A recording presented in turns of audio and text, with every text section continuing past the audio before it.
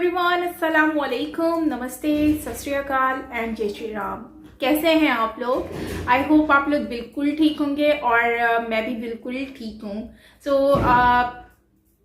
आज हम वीडियो पे रिएक्शन देने वाले हैं। पार्ट 2 है China's continuous threat to India and world by major Gaurav Faria और ताहिर गोरा जी जो हैं। उनकी डिबेट हमने पहले भी सुनी है, पार्ट 1 बनाया था। सो आज हम पार्ट 2 बनाने वाले हैं क्योंकि थोड़ा सा तबीयत डाउन लग रही थी, तो इसलिए हमने इतनी ज़्यादा उस वीडियो पार्ट 1 में इतना ज़्यादा नहीं देख पाए थे। बट ये है कि पार्ट 2 में हम कोशिश करेंगे कि पूरी वीडियो देख सकें। सो बिना देरी के चलते हैं इस वीडियो की तरफ और रिएक्शन देते हैं। So let's start.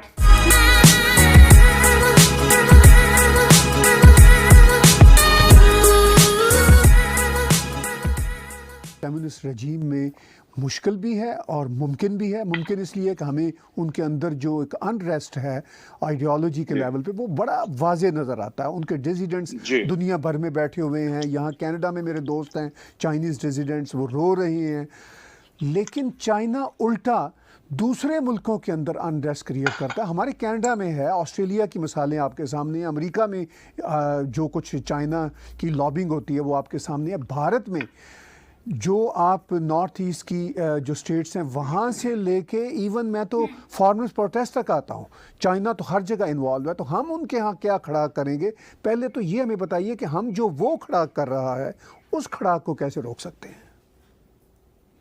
उसको आप नहीं रोक सकते। उसको रोकने का सिर्फ एक तरीका ताहिर साहब कि आप चाइना के अंदर वो प्रॉब्लम क्रिएट करें। क्योंकि देखिए हम लोग क्या है, अभी हम डिफेंसिव खेल रहे हैं ताहिर साहब। अभी जो भी चाइना कर रहा है हम कह रहे हैं अच्छा चाइना ने कर दिया है, अब हम इसको कैसे सॉल्व करें। फिर हमने एक चीज सॉल्व करी मिजोरम में, जैसे आपने नॉर्थ ईस्ट की भी बात करी, आपने मिजोरम का सॉल्व कर दिया। मिजोरम नेशनल पार्टी थी, लालडेंगा था उसका चीफ, वो आप उनको मेन स्ट्रीम में लेकर आए, आपने एक सॉल्व करा। उसने मणिपुर में शुरू कर दिया, मणिपुर का स्टेबल हुआ, उसने नागालैंड में एनएससीएन खड़ा कर दिया, इधर खड़ा हुआ उसने त्रिपुरा में। वो कुछ ना कुछ तो करता रहेगा चाइना। ये सब जो आपके नक्सल हैं जो पूरे रेड कॉरिडोर में हैं, इनको वेपन सप्लाई कहां से हो रहे हैं सब? इनको ये लोग कहां से ये पाते हैं अपना आइडियोलॉजिकल? ये सब तो माओइस्ट हैं, ये तो चाइनीज एजेंट्स हैं सब के सब। और कहते नहीं, ये लोग बड़े फक्र के साथ कहते हैं कि हम चाइनीज कम्युनिस्ट पार्टी को अपना इस तरह लीडर मानते हैं। इस मामले में आइडियोलॉजिकल लीडरशिप वहीं से मिलती है हमको। कहने की बात ये ताहिर साहब कि ये हम लोग जो कह रहे हैं ना, अपने अंदर कैसे ठीक करेंगे। आपने बोला हमें अंदर ठीक नहीं करना, आपको चाइना के अंदर का बर्बाद करना है, अंदर अपना ठीक हो जाएगा। क्योंकि ये रावण के जो if you are aware of this part of the Hindu religion, Ravan की ना नाभि में वार करना है। रावण के आप सर काटते रहेंगे तो उसके सर पैदा होते रहेंगे ताहिर साहब। आप 1000 बार सर काटेंगे, उसके 1000 बार सर उगते रहेंगे। लेकिन जैसे लंका में विभीषण था, वैसे चाइना में भी विभीषण है। चाइना में भी ऐसे लोग हैं जो उस रावण से, शी जिनपिंग से, चाइनीज कम्युनिस्ट पार्टी से परेशान हैं। आप देखिए उसकी चाबी चाइना का विभीषण है। चाबी वही है। जिस दिन चाइना के अंदर आपने चोट पहुंचाई, ये सब नॉर्थ ईस्ट वाला मामला, ये सब सेटल होता आपको दिख जाएगा। मैं आपको एक छोटी सी बात बताता हूं, एक छोटा सा एग्जांपल देता हूं ताहिर साहब, विथ योर परमिशन। ये जितने भी ये शेर कश्मीर था ना, शेख अब्दुल्ला, ये बड़ी शेख अब्दुल्ला की बड़ी चीजें होती थी कि मैं प्राइम मिनिस्टर हूं कश्मीर का। पहले प्राइम मिनिस्टर होता था, ये बाद में तो चीफ मिनिस्टर बना है। ये प्राइम मिनिस्टर था तो ये बड़ा इसमें ये था कि हम ये कर देंगे पाकिस्तान के साथ, ये बड़ा खुल के बोलता था। और इंडिया भी बड़ा किड ग्लव्स के साथ, इंडिया की आदत ही है ना सबको प्यार से पुचकार के कोशिश करो। 1971 की जब पाकिस्तान जंग हारा और पाकिस्तान 2 टुकड़े हुए पाकिस्तान के, वही शेख अब्दुल्ला जो इतना चिल्लाता था, इसने अपना सर नीचे करा और चुपचाप जो इंडिया ने बोला इसने एक्सेप्ट करा। क्योंकि जहां से इसको सपोर्ट मिलता था आपने वो नस काट दी। ये कमजोर पड़ गए ना। जैसे कहते हैं ना जादूगर की जान तोते में होती है, आपने सुना होगा कहानियां, वो बचपन में सुनते थे जादूगर की जान तोते में होती है। वैसे ही अब आप देखिए कश्मीर में क्या हो रहा है। जब से 370-35 से हटाया, आपने हुर्रियत का नाम सुना ताहिर साहब? तब से जो हुर्रियत हर हफ्ते जो हड़ताल के कैलेंडर करती थी, वो कहां चली गई साहब? वो सैयद अली शाह गिलानी कहां चला गया? गायब हो गया सैयद अली शाह गिलानी, इज गॉन, गायब। उसी तरीके से, वही प्रकार से मैं आपको बता रहा हूं कि जब आप चाइना के अंदर वार करेंगे, उसके जो चाइना जिस चीज से खौफ खाता है कि डेमोक्रेसी कहीं ना आ जाए, लोग बोलना ना शुरू कर दें, तो ये आपकी प्रॉब्लम्स, हिंदुस्तान में जो चाइना प्रॉब्लम कर रहा है उसका हल तभी होगा जब हम चाइना के अंदर हम प्रॉब्लम करेंगे, और वही इसका सोल्यूशन है। चाहे कोई आपको इसको ना ताहिर साहब जिसको कहते हैं शुगर कोट करके बड़ा मीठे शब्दों में कुछ और करके बताए, पर एंड में रास्ता मेरे हिसाब से तो यही है। हिंदू हिस्ट्री में जो आपने मिसाल कोट की रावण के हवाले से, वो इतनी बढ़िया है, लेकिन क्या ये हमारी आज की भारतीय जो सरकार है या जो भारतीय समाज है अपनी ही हिस्ट्री को गले लगाते हुए उस तरफ आएगा, उस रवायत की, उस हिस्ट्री की तरफ आएगा कि हमें दुश्मन को नेस्तो नबूद उनके अंदर जाकर करना है? मैं बताता हूँ ताहिर साहब, थोड़ा सा ना डाइकोटमी है इंडियन थिंकिंग में। एक लार्जर इंडियन माइंड है, एक लार्जर हिंदू माइंड है, और मैं आपको बताता हूँ ये थोड़ा सा देर से जागता है, क्योंकि एक सेंस ऑफ टाइम है, स्पेशली अमंग हिंदूज, मैं कहता हूँ इंडिया में, and even among other religions in India, Muslims हो कोई भी हो, उनका एक सेंस ऑफ टाइम है कि वो हो जाएगा धीरे धीरे, वो हमारा एक एटीट्यूड है, हो जाएगा। तो जैसे टाइम में शायद चाइना देखता है, या जिस टाइम फ्रेम में हिस्ट्री को पाकिस्तान देखता है या अमेरिका देखता है, हम लोग उस टाइम फ्रेम को नहीं देखते। तो क्या ऐसा होगा? जरूर होगा, उसमें समय ज्यादा लगेगा ताहिर साहब, लेकिन किसी ना किसी दिन भारत को ये करना पड़ेगा। और भारत को जब भी कुछ करना पड़ा है ताहिर साहब, भारत ने वो करा है, देर से करा हो बेशक, और भारत कभी हमने तो टाइम पे कभी कुछ करा ही नहीं ना, हम लोग ही ऐसे थोड़े से we take our own time, but जब भी करा है ताहिर साहब पक्का करा है, पुख्ता करा है। तो मुझे तो, मैं उम्मीद से हूं पूरा, मतलब मैं नाउम्मीद नहीं हूं, मैं पूरा उम्मीद से हूं कि भारत ये करेगा, और एक दिन, जिस दिन भारत ने अपना मन बना लिया, फिर भारत इसको एग्जीक्यूट कर लेगा। और इतिहास गवाह है, ये वही भारत है जिसने एक्शन लिया था 1971 में। ये कर देंगे जिस दिन इनको समझ में आ गई बात। इनको समझ देर से आती है, हम हिंदुस्तानियों को ना, हमारा थोड़ा सा बल्ब जो है ट्यूबलाइट टाइप का, थोड़ा सा देर से जलता है, लेकिन जिस दिन जलेगा पूरी दुनिया में रोशनी आएगी। ये करेंगे, ये लोग ये जरूर करेंगे। मैं आपसे मुकम्मल सहमत हूँ कि रोशनी तो पूरी दुनिया को भारत से ही आएगी, पहले भी भारत से आया करती थी। अगर हम अपनी ओल्डर सिविलाइजेशन में देखें, विजडम, नॉलेज सब भारत से फूटता था। आज भी भारत में विजडम और नॉलेज भरा पड़ा है, लेकिन उसकी ऑनरशिप शायद वो खुद भारतीय नहीं लेते। वो एक अलग बहस है, उस पर आप और मैं किसी दिन और बहस करेंगे। लेकिन जो रिसेंट ये जो चाइनीज़ हुई एक तरह से इंगेजमेंट, अब वो डिसएंगेजमेंट की बात हो रही है। आपने सही कहा कि ये engagement disengagement on end of चलती रहेगी, लेकिन जो रिसेंट एंगेजमेंट वाला मामला है, पर्टिकुलरली 2020, इसके बारे में भारत के अपोजिशन लीडर्स का भी यही क्लेम है कि जी इस रिसेंट एंगेजमेंट में भी भारत की बहुत सारी ज़मीन चाइना ने हड़प कर ली। तो ये वाकई रिसेंट एंगेजमेंट में ऐसा हुआ कुछ? ऐसा बिल्कुल भी नहीं हुआ ताहिर साहब। ये ना हर चीज में देखिए, हमारे यहाँ होता है ऐसा, अनफॉर्चुनेटली ऑपोजिशन जो है वो पॉजिटिव किरदार प्ले नहीं कर रही, और कहीं ना कहीं ऑपोजिशन का डेस्परेशन भी है, और डेस्परेशन इस हद तक है कि कुछ भी बोल दो। मैं आपको बताता हूँ, जब सीएए जब हुआ था, एनआरसी के बारे में बात हुई थी, तो ये भारत में चल रहे थे ना, ये सब छोटे मोटे ये प्रोटेस्ट चल रहे थे। दिल्ली में तो बड़ा हुआ था शाहीन बाग का, अचानक ये खत्म हो गया। अब आप राहुल गांधी जी जो मेन कांग्रेस पार्टी के जो लीडर हैं, वो कहते हैं वो लीडर नहीं है, लेकिन कांग्रेस वाले कहते हैं वही लीडर है, तो मान के चलते हैं कांग्रेस वाले कह रहे हैं सही कह रहे होंगे। राहुल गांधी जी जो हर रोज फार्मर के बारे में ट्वीट करते थे कि किसानों का क्या हुआ, किसानों का क्या हुआ, उन्होंने 3-4 दिन से फार्मर के बारे में ट्वीट करा ही नहीं, वो भूल गए फार्मर को। अब मैं आपको बताता हूं क्या होगा कि कुछ दिनों तक ये एंगेजमेंट के ऊपर सियासत चलेगी, ये डिसएंगेजमेंट, माफ कीजिएगा, डिसएंगेजमेंट, इसके ऊपर कि जमीन चली गई, राइट। बीच में आपको याद है वो अर्नब गोस्वामी का मामला आया था कि वो बालाकोट के बारे में अर्नब को पता था, वो भी कुछ 72 घंटे तक चला, फिर वो भी मामला ठंडा हो गया। तो ये लोग क्या करते हैं कि मामला मैन्युफैक्चर करते हैं, फिर उसके पहले एक जमाने में बोला था राफेल में चोरी हो गई साहब, कोई कह रहा है 30,000 करोड़ की, कोई कहता है 60,000 करोड़ की, जितने मुंह उतनी बातें। ये बीच में कुछ ना कुछ करते रहेंगे अपने सियासी मुद्दे। जमीन कुछ नहीं गई है, पर बात यह है कि पहले जमीन गई थी जब कांग्रेस थी, तो बहुत मतलब हद से ज्यादा जमीनें गई हैं चाइना के पास, इन्होंने जाने दी जमीनें। और अब जाके ये बात है कि चाइना अब खुद, अब देखिए ना, मैं तो कह रहा हूं कि आप गवर्नमेंट ऑफ इंडिया पे भरोसा मत करिए, राइट। अब मत करिए, अगर आपको मोदी जी पे भरोसा नहीं है, अमित शाह पे, राजनाथ सिंह जी पे भरोसा नहीं है, मत करिए।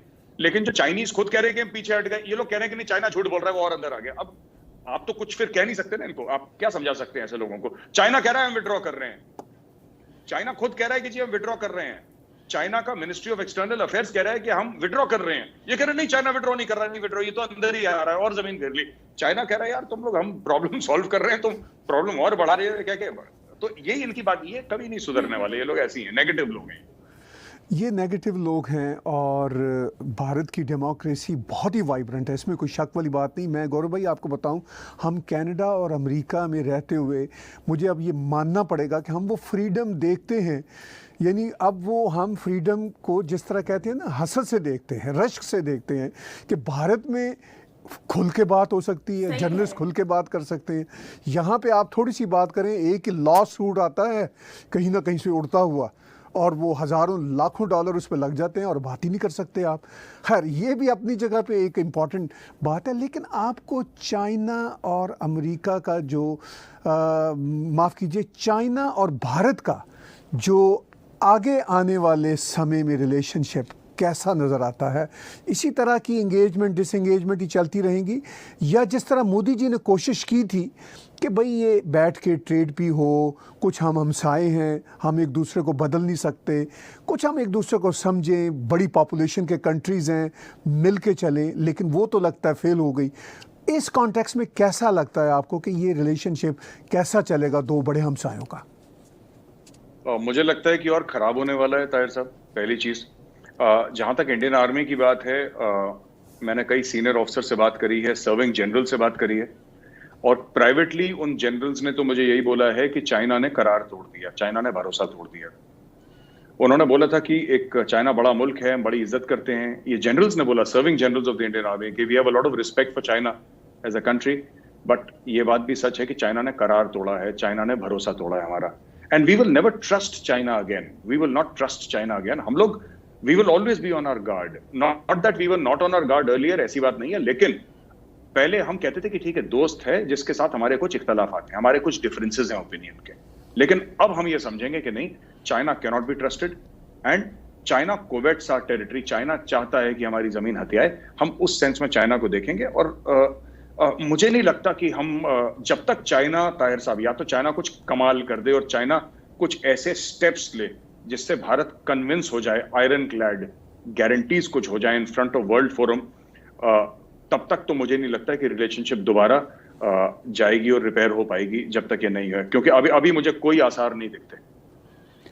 मेरे एक बहुत अच्छे दोस्त हैं भारतीय ओरिजिन के, जो अमेरिका में साइंटिस्ट हैं, मेरे बड़े भाइयों की तरह हैं, जो चाइना को बहुत अच्छी तरह जानते हैं, चूँकि उन्होंने अपनी साइंस की फील्ड में चाइना से बहुत ज़्यादा उनका बिज़नेस भी रहा। वो कहते हैं कि मुझे ये शक रहता है कि जो साइंस और टेक्नोलॉजी की तरक्की चाइना में हो रही है, हमारे भारत में भी हो रही है, मगर भारत अपने आप को उस पार, यानी वो एट पार, यानी इंग्लिश वाला एट पार नहीं ला पाता। हमारी यूनिवर्सिटियाँ उस तरह नहीं एक्ट करती साइंस और टेक्नोलॉजी के मैदान में। वो कहते हैं जब तक साइंस और टेक्नोलॉजी के मैदान में भारत के स्टूडेंट्स और हमारी यूनिवर्सिटियाँ उस लेवल पे नहीं आती, हम मुकाबला नहीं कर पाएंगे। आप इसको कैसे देखते हैं? ताहिर साहब, जो आपके फ्रेंड हैं यूएस में, उनका ऑब्जर्वेशन 100% करेक्ट है। पहली बात, उनका ऑब्जर्वेशन बिल्कुल भी गलत नहीं है, 100% करेक्ट। दूसरी चीज है कि ये भी करेक्ट है कि गवर्नमेंट ऑफ इंडिया को ये रियलाइजेशन है कि अगर हमें compete करना है तो we have to be faster and we have to put in more money in research and development, और ये काम ऑलरेडी गवर्नमेंट के इनिशिएटिव से शुरू हो चुका है, खास तौर से आर्टिफिशियल इंटेलिजेंस की फील्ड में, खास तौर से 5G की। हम इस 3-4 महीने के अंदर इंडिया में 5G लॉन्च हो रहा है, राइट, और भी कई सारी चीजें, मेक इन इंडिया के जो इनिशिएटिव्स हैं। तो ऐसी बात नहीं है, हाँ हम चाइना से हो सकता है कि साइंटिफिक आउटपुट में कम है, लेकिन हमें इस चीज का एहसास है। पहली चीज तो हम ये नहीं कहते कि नहीं साहब इसकी साजिश है और हम ये सब नहीं, हम चाइना के पीछे हैं, सही बात है, लेकिन हाँ हमें पता है हमारा टारगेट क्या है और हम टारगेट के पीछे लग चुके हैं। तो Tahir sahab, I can assure you that there is a great deal of understanding.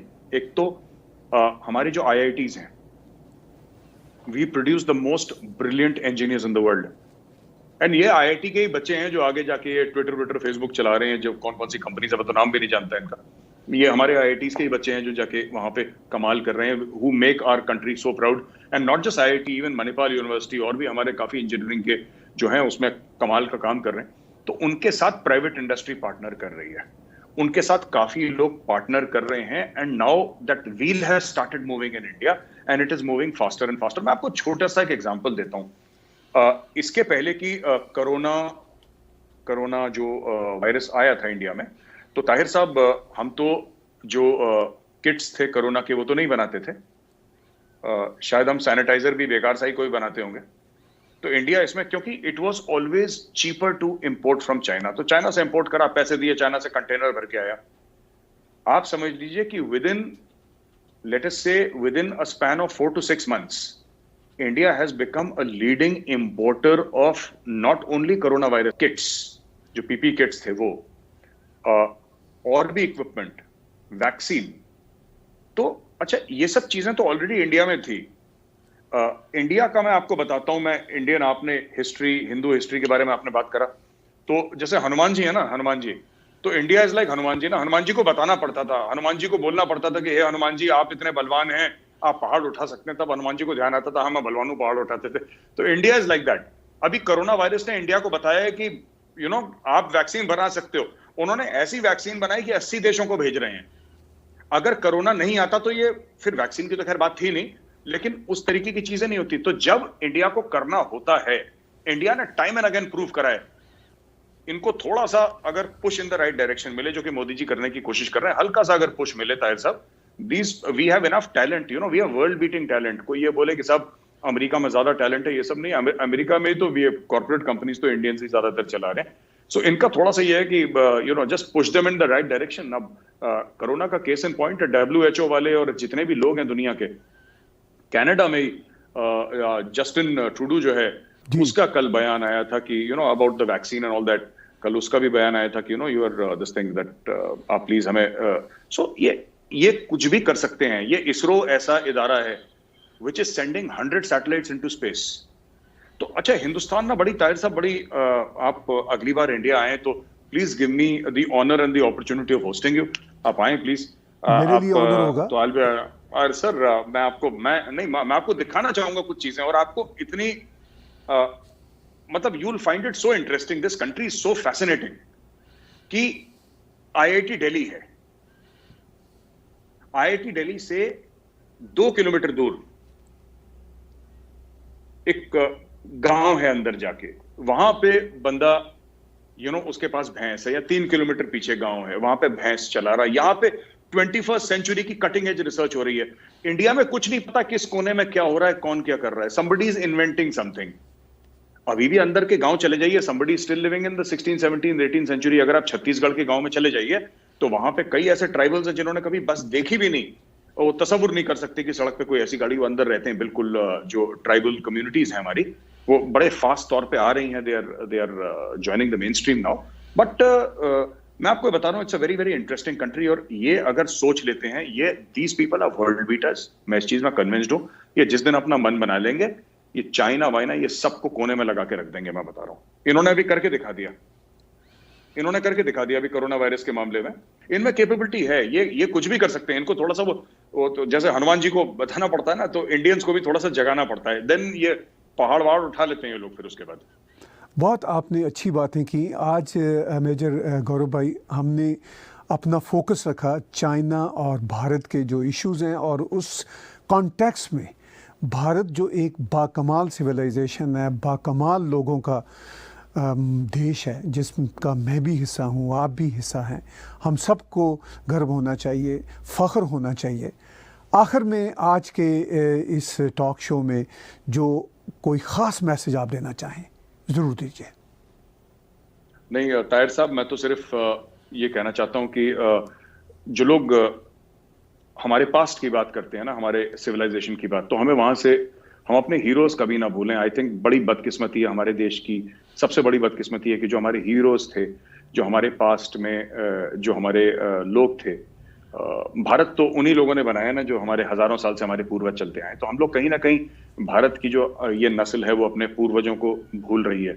तो मुझे लगता है कि हमारे पूर्वज कौन थे, जैसे छत्रपति शिवाजी महाराज हैं, या फिर गुरु गोविंद सिंह जी महाराज हैं, महाराणा प्रताप हैं, या फिर और प्रभु श्री राम हैं, या बहुत पुराने पुराने ऐसे हजारों लाखों लोग ऐसे रहे हैं इस देश में, महान संत मुनि महात्मा रहे हैं, बड़े बड़े लोग रहे हैं।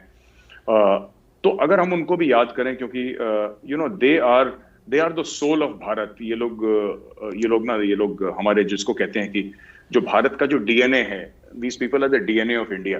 तो अगर हम इनकी थोड़ा सा मार्गदर्शन इनसे लें और थोड़ा सा इनसे रहनुमाई लें, तो we can again become a great power, because they have taught us the power of humanity. They have taught us the ability to use power with great deal of responsibility and to have pride in our civilization. किसी को छोटा मत समझो, किसी को ये मत समझो कि क्योंकि वो मेरी तरह नहीं है इसलिए मुझसे छोटा है। ऐसा नहीं है, हम सब बराबर हैं। We are all this thing, inhabitants of this world. But at the same time, मैं ये मानता हूं कि इंडिया विश्वगुरु बनेगा, भारत विश्वगुरु बनेगा, और बन सकता है। बस थोड़ा सा अगर हम लोग अपने पास से, जो हमारा अतीत है, हमारी जो तारीख है, माजी से अगर हम थोड़ा सा इंस्पिरेशन ले और आगे बढ़ें, तो मुझे लगता है बहुत अच्छा रहेगा हमारे लिए। बहुत बहुत शुक्रिया गौरव भाई। मैं आखिर में अपना यही कमेंट दूंगा कि भारत इस वक्त भी एक इंस्पिरेशन की बहुत बड़ी वजह है पूरी दुनिया के लिए। पूरी दुनिया के लोग, सिर्फ योगा की बात ही नहीं है, विजडम की बात, टॉलरेंस की बात, डाइवर्सिटी की बात, और उसके साथ साथ जो मोहब्बत और खलूस का मैसेज है, वो आज भी भारत से सीखते हैं। मैं आपसे एग्री करता हूँ कि एक बार भारतीयों ने तय कर लिया कि हमने अपनी डायरेक्शन जो है वो अपने नैरेटिव की तरफ भी लगानी है, और उन दुश्मनों को भी अंदर से कमज़ोर करना है जो हमें अंदर से कमज़ोर करने की कोशिश करते रहते हैं। बहुत बहुत धन्यवाद आपका, बहुत शुक्रिया। Thank you sir. अगले हफ्ते आपसे फिर बातचीत होगी। बातचीत सुन रहे थे मेजर गौरव आर्या भाई की, और व्यूअर्स, हम हर हफ्ते कोशिश करेंगे कि मेजर गौरव आर्या भाई को आपके सामने उनके विचारों के साथ पेश किया करें। ये हमारे लिए ऑनर की बात होगी। टैग टीवी के यूट्यूब चैनल को सब्सक्राइब कीजिए। इसके साथ साथ एक लिंक यहाँ पे सामने पट्टी में चल रहा है, जिसमें आप हमारी वेबसाइट पे जाके डोनेट कर सकते हैं, पेपॉल के ज़रिए भी, क्रेडिट कार्ड के ज़रिए भी, और patreon.com/tagtv पर आप हमें पैट्रोनाइज भी कर सकते हैं। आज का बिला तकल्लुफ़ तजिया मेरे साथ और मेजर गौरव आर्या जी के साथ देखने और सुनने का बहुत शुक्रिया। सब्सक्राइब। बिल्कुल ठीक कह रहे हैं कि उन लोगों को नहीं बोलना चाहिए जिन्होंने कंट्री के लिए बहुत कुछ किया हिस्ट्री में, और जो कि इंस्पायरेशन है कंट्री के लिए, पूरी दुनिया के लिए। सो महाराणा प्रताप जो हैं उनके बारे में मैंने काफ़ी सुना भी है, काफ़ी सजेशंस भी मेरे पास आई हैं, तो डेफिनेटली मैं उन पर वीडियो ज़रूर बनाऊंगी। और अभी मेरा जो माइंड सेट बन रहा है वो यही बन रहा है कि नेक्स्ट वीडियो जो है वो महाराणा प्रताप मेरे ख्याल से सिंह हैं या कुछ, एनीवेज मुझे नाम कंप्लीट मालूम नहीं है, बट ये पता है कि महाराणा प्रताप हैं। उनके ऊपर आज हम कोशिश करेंगे कि मैं उस पर नेक्स्ट वीडियो बनाऊं, क्योंकि उनके बारे में मैंने बहुत सुना है, सजेशंस बहुत ज़्यादा ही आई हैं। सो अब अभी भी सुना है तो मेरे माइंड में यही आया कि नेक्स्ट मेरा पॉइंट वही होना चाहिए, बट देखते हैं कि नेक्स्ट वीडियो हमारी कौन सी होती है। एनीवेज, अगर आप लोग चाहते हैं कि नेक्स्ट वीडियो उनकी होनी चाहिए तो फिर आप मुझे लिंक ज़रूर डिस्क्रिप्शन में दीजिएगा, ताकि हम नेक्स्ट वीडियो उनकी बना सकें। सो देखेंगे कि आपका इंटरेस्ट क्या बनता है। एनीवेज, ये तो हो गई उनकी बात। तो अब बात करते हैं वीडियो की। तो वीडियो में यही है कि भारत में जो आगे बढ़ने की बात है, तो मैंने ये चीज़ खुद ऑब्जर्व की है कि भारत हमेशा से ही आगे रहा है, और भारत को एक सिर्फ डायरेक्शन चाहिए होती है कि उनको पता चल जाए कि हमने इस डायरेक्शन में जाना है, तो वो सब कुछ पीछे छोड़कर आगे निकल सकता है। ये चीज़ मैंने खुद ऑब्जर्व की है। अब जैसे वैक्सीन की बात कर लें तो चाइना ने तो वैक्सीन बनाई, लेकिन वो फेल हुई। उसमें बहुत सारे, अब तो लोग उसको एक्सेप्ट भी नहीं करते, जिनको भी दे रहे हैं वो लोग इसको मतलब खुश नहीं है। इवन तो पाकिस्तान में वैक्सीन आई, उसको भी लेकर कोई खुश नहीं है। लेकिन अगर भारत की बात करें तो 80 देश, मतलब 80 मुल्क जो कंट्रीज हैं, उनको ये लोग प्रोवाइड कर रहे हैं, वो भी फ्री ऑफ कॉस्ट। भारत ने वैक्सीन बनाकर ये सबको प्रूव किया है कि भारत वैक्सीन, मतलब किसी को भी आइडिया नहीं था कि हम एक ऐसी वैक्सीन बनाएंगे जो कि इस लॉकडाउन और कोरोना के लिए बहुत ज़्यादा हेल्पफुल होने वाली है। लेकिन भारत ने ये करके दिखाया है। सो इस चीज़ के लिए अप्रिशिएट करना चाहिए हमें कि इन लोगों ने वैक्सीन बनाई और सबको प्रोवाइड करे। इवन दो कनाडा जैसी कंट्री जिसको ये लोग मोदी जी ने जिनका लिस्ट से नाम हटाया हुआ था ही नहीं, तो अब उन लोगों ने बल्कि अपील की है, कॉल करके कहा है कि भाई हमें वैक्सीन दे दें मोदी जी, आपकी बहुत बहुत मेहरबानी होगी। सो वैक्सीन उनको फाइनली मेरे ख्याल से तो मोदी जी दे देंगे, क्योंकि वैक्सीन तो वो जब 80 कंट्रीज को दे रहे हैं तो क्या उनमें इनको नहीं दे सकते, उनको भी देगा। मुझे लगता है जब मोदी जी को कॉल किया और मोदी जी ने ट्वीट किया है तो यकीनन उनको भी वैक्सीन मिल जाएगी, आई बिलीव। और मुझे पता है मोदी जी इतने सख्त दिल के नहीं है, बस उनको एक सबक सिखाना चाहते थे कि भारत को अंडर एस्टिमेट मत करो। जैसे कि दूसरी कंट्रीज को अगर आप कर सकते हैं तो भारत को अंडर एस्टिमेट करने की ज़रूरत नहीं है। भारत आप लोगों की सोच से बहुत आगे है, बस आपको पावर दिखानी थी, उन्होंने दिखा दी। और फाइनली कनाडा भी अपने घुटनों पर आ चुका है भारत के आगे। तो अब वैक्सीन खैर कनाडा जैसी कंट्री को भी मिल जाएगी और मुझे उम्मीद है। सो आप लोगों को क्या लगता है ये कमेंट बॉक्स में ज़रूर बताइएगा। एनीवेज चाइना की बात करते हैं तो चाइना भले कुछ भी कर ले, चाइना कोशिश बहुत कर रहा है कि भारत की कोई ना कोई ज़मीन जो है वो हमारे अंडर में आ जाए। बल्कि पिछले दिनों तो हमने ये न्यूज़ भी सुनी थी कि उसमें जो है भारत और चाइना के जो लोग हैं उनका आपस में फ़ौज का काफ़ी मिसहैप भी हुआ है, लड़ाई शड़ाई भी हुई है और काफ़ी चीज़ें हुई हैं, देखने को मिली थी। लेकिन ये है कि पाक भारत जो आर्मी फ़ौज है उन्होंने उनको कहा कि टाटा बाय बाय, तुम लोग जाओ यहाँ से। तो फाइनली उन लोगों ने अब मैदान जो है वो छोड़ दिया है, मतलब भारत की जो ज़मीन है उससे वो अब मूव कर रहे हैं, अब आप पीछे की तरफ जा रहे हैं चाइना की तरफ। तो चाइना को जाना ही था क्योंकि चाइना नाजायज़ जैसे कि तिब्बत के ऊपर ये लोग कंट्रोल करने की कोशिश कर रहे हैं और भारत के साथ, चलो तिब्बत जैसी जगह का तो समझ आता है कि वो कर रहे हैं, लेकिन भारत के साथ पंगा लेकर इनको समझ नहीं आ रही कि ये लोग ये उनसे पंगा ले रहे हैं जिन्होंने बहुत सारी कंट्रीज़ को बहुत अच्छे से इन्होंने हरा दिया है। सो अगर हम चाइना की चीज़ों पर बात करें तो चाइना की कोई भी चीज़ पर कोई भरोसा नहीं करता, क्योंकि वो कुछ टाइम में ही उसका जब नाम आता है ना मेड इन चाइना, लोग उससे से डर जाते हैं कि चाइना की जो चीज़ें हैं बेसिकली उसका कोई भरोसा नहीं है, वो कभी भी ख़राब हो सकती है। सो चाइना को अगर हमें हराना है तो अगर भारत चाइना को हराना चाहता है, जैसे कि मेजर साहब ने कहा कि चाइना को हराने के लिए चाइना को पीछे करना पड़ेगा, उसकी अंदर की जो सिचुएशन है उसको ख़राब करना पड़ेगा, तभी जाकर हम चाइना के जो मामलात हैं, चाइना जब अपने मामलात में उलझ जाएगा तभी हम जाकर उसको जो है वो कमज़ोर कर सकते हैं। जैसे कि हमारी कंट्रीज़ के बहुत सारे इश्यूज़ हैं, उसी को ही हम सॉल्व करने में लगे हुए होते हैं, जिसकी वजह से हमें जो है बाहर के मामलात का आइडिया नहीं हो रहा होता। लेकिन एक बात कहनी पड़ेगी कि भारत इस चीज़ में बहुत ज़्यादा अपने आप को स्ट्रॉन्ग कर रहा है और भारत ने बहुत सारी चीज़ें हैं जिसमें प्रूव किया है कि भारत हर चीज़ में आगे है। अब टेक्नोलॉजी में देख लें या भारत की जो एजुकेशन देख लें या फिर आईटी देख लें, हर चीज़ में आगे आगे है। और एजुकेशन तो वाओ बहुत ज़बरदस्त है, सच है, क्योंकि यहाँ की एजुकेशन, इस चीज़ से हम आइडिया लगा सकते हैं कि दुनिया की बड़ी बड़ी कंपनीज़ में भारत के ही लोग हैं जो कि सीईओ जैसी पोस्ट पर हैं।